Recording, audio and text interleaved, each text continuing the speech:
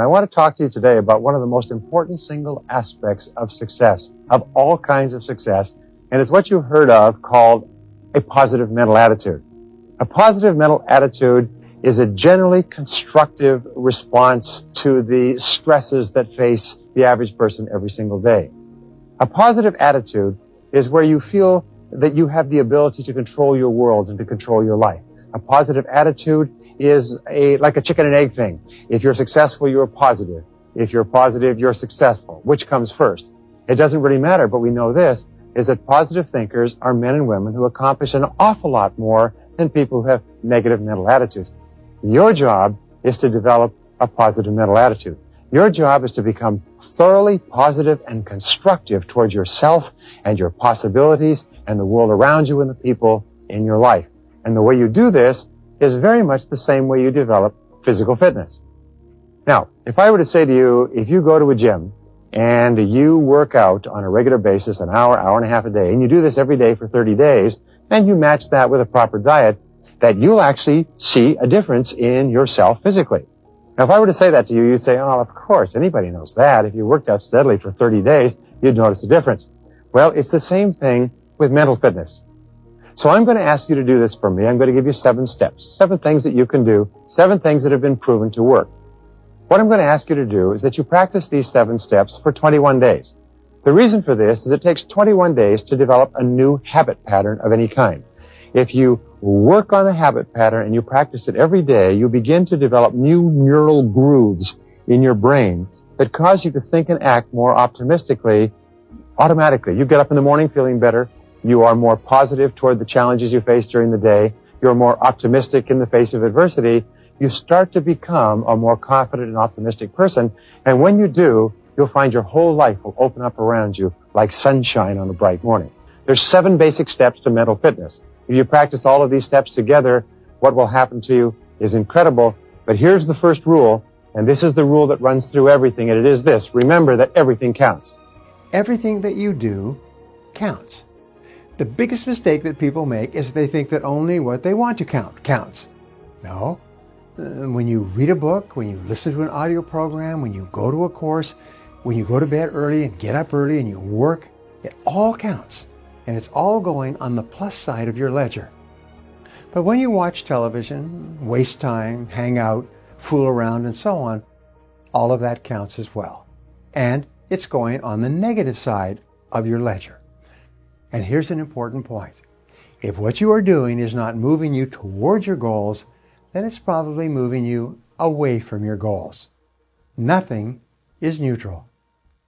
Everything that you're doing is either moving you toward the things that you want to accomplish in life, the person you want to be, the wealth you want to accumulate, or it's moving you away. Everything counts. And your job is to remember that everything we talk about counts. It affects you one way or the other. And your job is to use every single one of these as often as you can. In 21 days, you won't even notice the difference. You'll be so astonished at yourself. Number 1 is positive self-talk.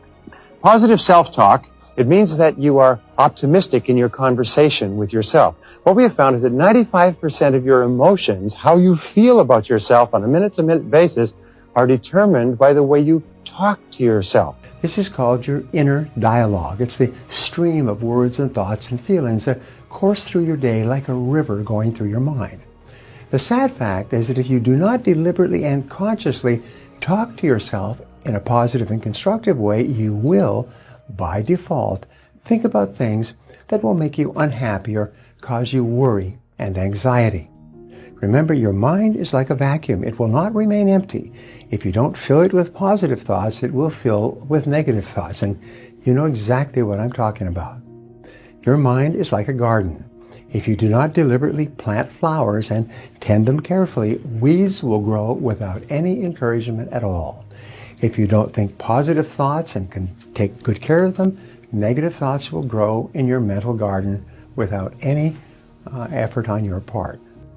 We know also that there is a thing in cognitive psychology called explanatory style. Explanatory style has to do with how you explain things to yourself. We know that successful people, positive people, are people who explain things to themselves in a positive way. They say, well, that's an interesting situation, or, oh, that'll work out okay, or don't worry about it. everything's going to happen for a good reason, and so on. Positive people are those who constantly take what is happening, and whereas negative people interpret them differently, explain them differently, positive people turn them around and explain them well. W. Clement Stone, one of the richest men in the world, said that one of the keys to his success was to look at every adversity and immediately say, that's good, and then to find something in it that was good. So, the second part of positive self-talk is to control your inner dialogue. And here's the key to positive self-talk. It's one of the most important parts of modern psychology, and it's the use of affirmations. Now, affirmations are positive statements that you make to yourself about yourself and your world. My favorites are, I like myself. I like myself. I can do it. I can do it. I feel terrific. I am responsible. This is how top people think most of the time. Affirmations are the key. With affirmations, your potential as a person is unlimited. The discovery of affirmations and the development of affirmations as a science has been one of the greatest breakthrough areas in human potential. If I could give you one secret of success, it would be this. It is to talk about the things you want and refuse to talk about the things you don't want. It's to talk continually in terms of what you want to happen. It's to interpret things continually in terms of the way you want them to be. It's to continually control your inner dialogue so you're always saying the things to yourself and then to others that are consistent with the person you want to be and the life that you want to have. Remember, 95% of your feelings are determined by the way you talk to yourself. It's absolutely essential that you talk to yourself the way that you want to be. The second key is positive visualization. Now, perhaps the most powerful ability that you have is the ability to visualize and to see your goals as already accomplished. See your life as ideal in every way. The way you do this is you create a clear, exciting picture of your goal and your ideal life and replay this picture on the screen of your mind over and over again. The rule is that all improvement in your outer life begins with an improvement in your mental pictures. And you completely control the pictures that you play on the screen of your mind. As you see yourself on the inside, you will start to be that person with those accomplishments on the outside. If you see yourself and think about yourself as an extraordinary person, if you see yourself as a success, if you see yourself as happy and positive and confident, in control, if you see yourself as a loving parent or spouse, you will act that way toward others. So therefore, all improvement in your life begins with an improvement in your mental pictures, with you consciously and deliberately selecting the pictures that you're going to allow your mind to dwell upon. And that word dwell is terribly important. When you dwell upon a picture, your subconscious mind, just as with affirmations, accepts the picture as a command and goes to work to bring that picture into your reality. It's the most phenomenal thing. Your subconscious mind controls your reticular activating system or your reticular cortex as well. Your reticular activating system is very interesting. It's a small part of your brain that controls all incoming impulses. Let me give you an example. If you've ever thought that you're going to buy a red sports car, you send a signal to your brain that red sports cars are now important to you. Your reticular activating system suddenly activates all of your senses so that wherever you go, you see red sports cars everywhere. Every time you turn around, you see them turning the corner, you see them parked, you see them in parking lots, you see them in newspapers and magazines, you see them everywhere. How many of you have ever thought, gee, I'd like to go to Hawaii, and then you're at a party about 3 days later, and across the room, a room full of 100 people, you hear someone say Hawaii. You ever had that experience? How do we do that? Well, the reticular system in our brain opens up and we perceive more. Now, I'm going to demonstrate this to you very graphically here, and I want you to pay attention over here, if we could, to the monitor, and we're going to bring up a sentence on this monitor. And I'd like you to read this sentence with me out loud on the count of 3. We'll all read it out loud. 1, 2, 3. Finished files are the result of years of scientific study combined with the experience of many years. Okay, then we'll take that off the monitor. And what I'd like, in a moment, we're going to put that back up. And when we put it back up, we're only going to leave it up for 10 seconds. And what I want you to do is count the number of times the letter F. F. How many times does F appear in that sentence? So if we can bring that picture up again for 10 seconds. Go ahead and look. Okay. Now, by show of hands, how many of you counted 3 F's in that sentence? Can you raise your hands? Okay. about a third of the audience. How many counted 4 Fs? 1, 2, 3, 4, about 8 people. How many counted 5 Fs? About 12 people. How many counted 6 Fs? Now, first question, were we all looking at the same sentence or not? See, there is an objective reality out there. Let's take a look again, and let's see. Those of you that saw 3 Fs, if we look up on the monitor, are those the 3 you saw? Yeah. Yes? Okay. Now we can bring that off. And those of you that saw more, let's bring it up again. Now, if you look, there are 6 Fs underlined in that sentence. Now, here's the deal. Just because you didn't see the extra Fs, does that mean they're not there? No, they're still there whether you see them or not. Do you think some people see more resources out in the world than you do? More solutions to problems? More entrepreneurial opportunities than maybe you do? More people that look friendly they could get a hug from?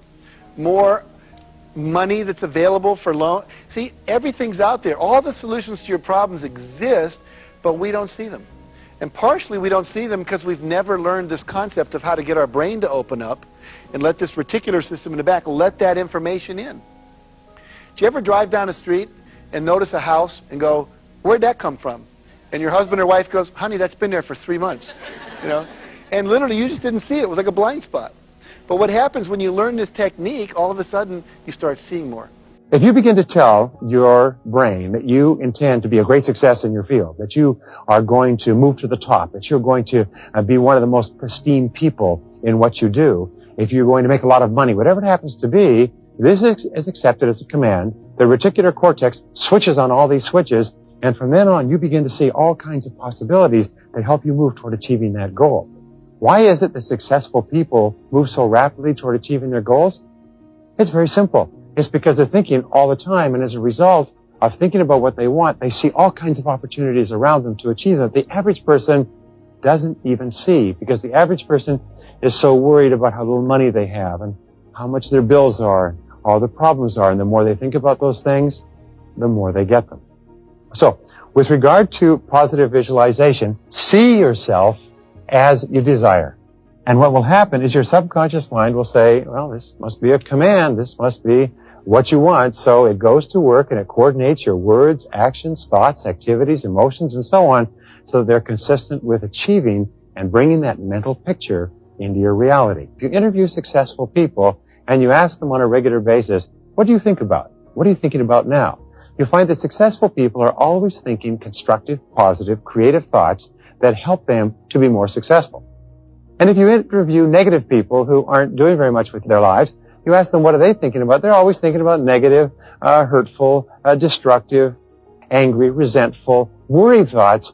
And surprise, surprise, the more they think about them and worry about them, the more they draw them into their lives. Be careful. Your mind is very, very powerful. Now, the next technique, number 3, is positive mental food. Just as your body is healthy to the degree to which you eat healthy, nutritious foods, your mind is healthy to the degree to which you feed it with mental protein rather than mental candy. Read books, magazines, and articles that are educational, inspirational, or motivational. Feed your mind with information and ideas that are uplifting and that make you feel happy and more confident about yourself and your world. Listen to positive, constructive CDs and audio programs in your car and on your MP3 player or iPod.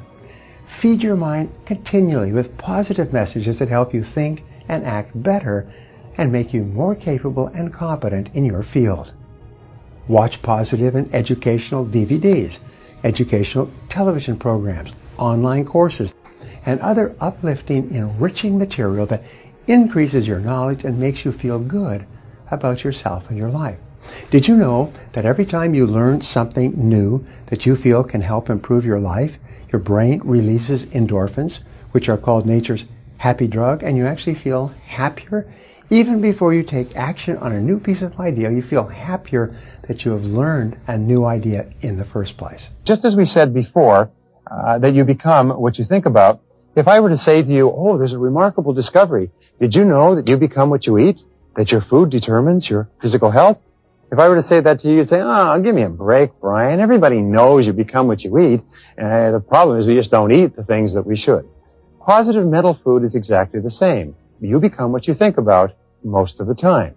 In other words, your whole life today, everything around you has been determined by what you think about most of the time. Now, if you think about positive, constructive, success-oriented, happy things, you start to have more of those in your life. If you think about movies and television and sports and wasting your time and socializing, well, you'll have a lot of those in your life, but you won't have anything else. Remember, whatever you think about most of the time crowds the other things out of your life. So, in becoming what you think about, what do you feed your mind on a regular basis? And this is not something that you are casual about. You must be very, very deliberate and feed your mind a diet of mental protein, of highly nutritious words, pictures, quotes, magazines, television, audio tapes, books, newspapers, and so on. Let me ask you a question. What do you think would happen to you if you read a whole lot of horror books or a whole lot of murder books? What do you think would happen to you if you read these books all the time? Do you think it would affect your mind? You bet your bip it would affect your mind. What do successful people read? They read books that are positive and constructive and success-oriented and uplifting and educational and motivational. Your job is to ask yourself when you look at a book, is this going to help you in some way? If you read all the negative stories in newspapers day after day after day, you get the idea, by the way, that our whole society is falling apart. If you read negative stories in magazines, you get the same thing. Things that you feed into your mind have such an enormous impact on your mind. Make sure that what you're listening to, what you're watching, what you're hearing is consistent with what you want to accomplish. Now, the fourth part of mental programming, the fourth part is positive people. Your choice of the people with whom you live and work and associate will have more of an impact on your emotions and your success than any other factor. Why? It's because they control your self-talk and your mental pictures. So decide today to associate with winners, with positive people, with people who are happy and optimistic and who are going somewhere with their lives. And extensive studies at Harvard came up with an expression called your reference group. Now, your reference group are the people that you think yourself to be like. When you're growing up, your first reference group is your family, then it's your school, and then you grow up and you join clubs and associates, and sometimes you go to church, or eventually join a political party, or you join a career. And each time, the people in that field are your reference group. You have to think about this question. What people do you most identify with? What people do you most consider yourself to be like, to be one of? They're like me, I'm like them. What do we know about high-performing men and women? Is that their reference group from a very early age are the most successful people in their field. They're the most admirable people. They're the most positive people. They're the kind of people that they admire and want to be like. What is your reference group? Who do you socialize with? Who do you go for lunch with? Who do you go out for dinner with? Who do you like to read about, talk about? Who is your reference group? Because it will determine your life and your success as much as anything else. And your reference group has got to be winners. Get around winners. You know, as much as 95% of your thinking is determined by the people that you associate with on a regular basis.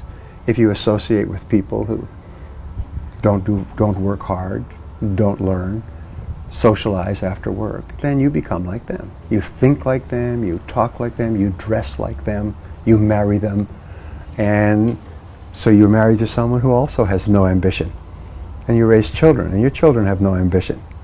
Just go to work and complain about your work. But top people associate with other top people. There is what you've heard about the law of attraction. And the law of attraction says that if you change the way you think, you start to attract new people into your life. If you become aggressive about personal development and personal growth, you start to meet other people who think the same way. And the old groups of people that you associated with fall away, and the new group of people appears. So people say, well, where do I find positive people who are thinking about success all the time? First you become one, and then you will naturally attract it. Now the fifth key is positive training and development. This is what I love. Almost everyone in our society starts off with limited resources, sometimes with no money at all. All the people who are at the top today were once at the bottom. And sometimes they fell to the bottom several times in their journey through life. The miracle of lifelong learning and personal improvement is what it takes to get you from rags to riches, from poverty to affluence, and from underachievement to success and financial independence. As Jim Rohn said, formal education will make you a living. Self-education will make you a fortune.